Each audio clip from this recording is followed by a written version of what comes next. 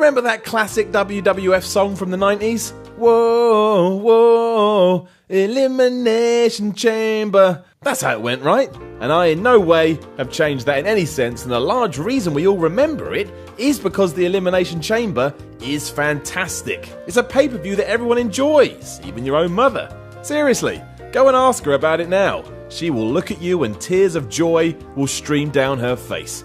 Happy Mother's Day. The concept of the match is a pretty good one too, and better still, was kind of a product of the modern era, more or less. It's always nice when something new can make a mark and hang around for a while. I'm Simon from What Culture, and this is the 10 best WWE Elimination Chamber moments ever. Number 10, Undertaker chokeslams MVP. Happening at No Way Out 2008, a time before gimmick matches were only allowed to feature if the name of the event was the same, this was one hell of a dangerous spot. As MVP made his way on top of one of the pods, The Undertaker saw this and decided to chase him, like they were in school and playing tag, or kiss chase.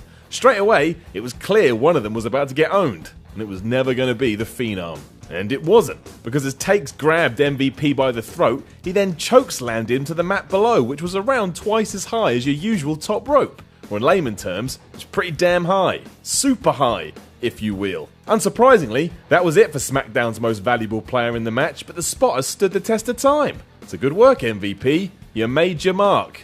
With your body, as it was slammed into the canvas. Number 9, Santino nearly wins. This isn't just one of the best Elimination Chamber moments, but one of the best moments of the last decade. Anyone who bought into the idea just had an absolute treat. Taking place at the pay-per-view of the same name in 2012, the one and only Santino Marella somehow found himself in the World Heavyweight Chamber match. At first glance, you would have assumed he was there just to make up the numbers, a figure to stand in one of the pods, but that wasn't the case at all. As it turned out, this was an iconic night for Santino as he put in a valiant performance and actually came close to winning the title. Having eliminated both Cody Rhodes and Wade Barrett, there are only two men left at the end. That was Marella and the champ Daniel Bryan. From nowhere, Santino got two very close falls on Bryan, which made the crowd believe something may be on the cards, and they all went nuts. Obviously, Bryan made him tap to the LeBell Lock eventually, but it was truly an awesome few moments of pro wrestling. It arguably put him in the fans' hearts forever. Just lovely. Number 8, RVD's Frog Splash from the top. When RVD stepped foot in the Elimination Chamber at Survivor Series 2002, you knew something crazy was going to happen. That's just what RVD did, and if there were things to play on, he damn sure was going to play. Fortunately, one of those things was also Triple H's throat, not an area I think the game was keen to have crushed. As Rob Van Dam went for his patented frog splash off the top though, he realised he could now go one higher and hoisted himself onto the pod. It was quite the sight to behold, but yes, he did mistime his jump and came crashing down on Triple H's larynx. It looked brutal, and how he was able to finish the match is anyone's guess. It did set the bar of what was possible inside the structure however, and everyone would try and top it thereafter. Number 7, Jeff Hardy's Swanton Bomb. And on that note, welcome Jeff Hardy, the man who will literally jump off anything if you give him the chance. You could get home today, and there's Jeff just about to leap off your house. He loves it. In 2009, at the Elimination Chamber pay-per-view, Hardy saw another opportunity to do this and so climbed the top of the pods and Swanton bombed off of it. There were no mistakes this time, aside from the fact Big Show was crushed by a falling madman, and I can only imagine the impact it had on Jeff's body. It must have hurt like hell. He was basically doing flips 20 feet up in the air or something. Who even thinks about doing that? Jeff Hardy does. Clearly. Number 6, John Morrison's Parkour. The key to any gimmick match is trying to come up with ways to do something different. It's why the Hell in the Cell can sometimes be disappointing because of how much has been done, or why Kofi Kingston constantly tries to add a little shimmy in his Royal Rumble appearances. People want new. John realised this, so decided at the Elimination Chamber 2012 show he was going to give everyone just that. Deciding that climbing on the pods was so last year, he instead used the meshed walls to ascend all the way to the top of the chamber and hang from the roof, basically. From there, he waited for Sheamus to stir until he fell, cross-bodying the Irishman in the process. It looked ridiculous and like both men would be killed, but also did a great job of underlining just what could happen in the chamber. It was riveting. Number 5, Shawn Michaels is in the floor. The whole point of the Elimination Chamber is to lock the wrestlers inside and try to stop outside interference. That's pretty good when everything goes right. Who's going to be able to get in?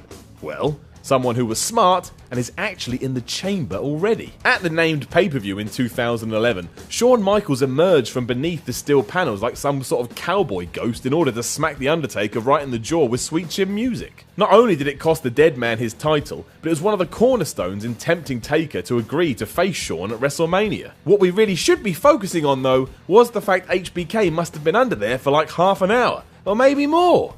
And what did he do down there? And what if he needed the loo? These are the questions we never get answered. Maybe he just made a mess under the ring. Number 4, Edge pulls double duty. At No Way Out 2009, Edge saw an opportunity and took it, like taking candy from a baby. Which is weird. Don't do that. Having lost his WWE Championship in the opening chamber match, Edge decided to jump Kofi Kingston before the World Heavyweight Championship contest and just take his place. Because this is wrestling. That'd be like a football team taking out another one before the Super Bowl and everyone just going, well, they did it. Let them play instead. Right.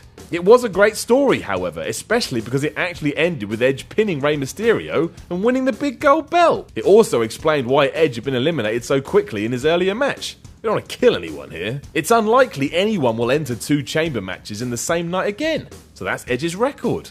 Probably forever. Number 3, Goldberg goes nuts.